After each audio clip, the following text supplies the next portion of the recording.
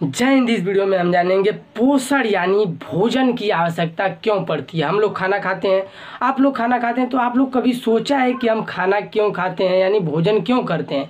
तो सबसे पहला पॉइंट है ऊर्जा की पूर्ति के लिए। अब ऊर्जा की पूर्ति कैसे होती है और क्यों होती है। अब क्यों होती है तो जैसे कि मैं बोल रहा हूँ तो इसमें एनर्जी लग रही है, कोई कार्य कर रहा हूँ तो एनर्जी लगती है।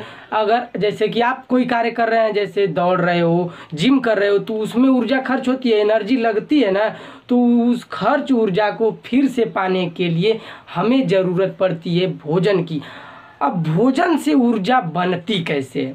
अब भोजन से ऊर्जा कैसे बनती है तो एक अणु होता है कार्बोहाइड्रेट्स, जो कार्बन डाइऑक्साइड और पानी से मिलकर बना होता है।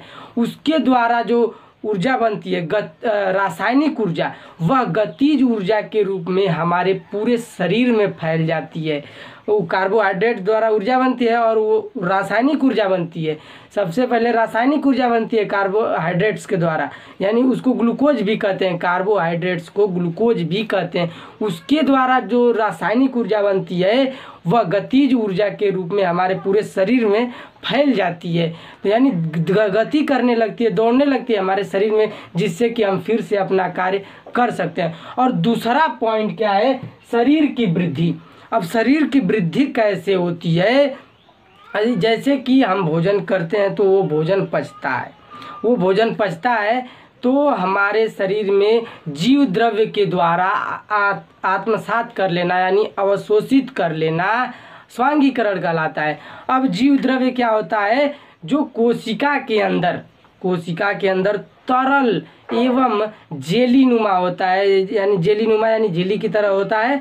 जैसे कि झिल्ली से, जिसको कोशिका झिल्ली भी कहते हैं, वह घिरा होता है, कोशिका झिल्ली से घिरा होता है और वह एकदम जीवित पदार्थ होता है। जीव द्रव्य जो होता है वह जीवित पदार्थ होता है और उसी के द्वारा पचे हुए भोजन को अवशोषित कर लेना स्वांगीकरण कहते हैं, जिससे कि हमारे शरीर में जीव द्रव्य की मात्रा बढ़ती है। यानी जितना जीव द्रव्य बढ़ेगा उतना ही हमारे शरीर का विकास होगा। और भोजन में जो खनिज लवण, प्रोटीन्स, विटामिन्स होते हैं वह हमारे शरीर का विकास करने के लिए बहुत ही महत्वपूर्ण भूमिका निभाते हैं। और तीसरा पॉइंट क्या है, शरीर में टूट फूट की मरम्मत। अब शरीर में टूट फूट की मरम्मत कैसे होती है, जैसे कि हमें चोट लग गया, कहीं खरोच लग गई, एक्सीडेंट हो गया, तो उसके लिए दवाई तो बहुत ज़रूरी है, लेकिन उसमें भोजन का भी बहुत बड़ा योगदान होता है। इसमें जो प्रोटीन्स, खनिज लवण, विटामिन्स होते हैं,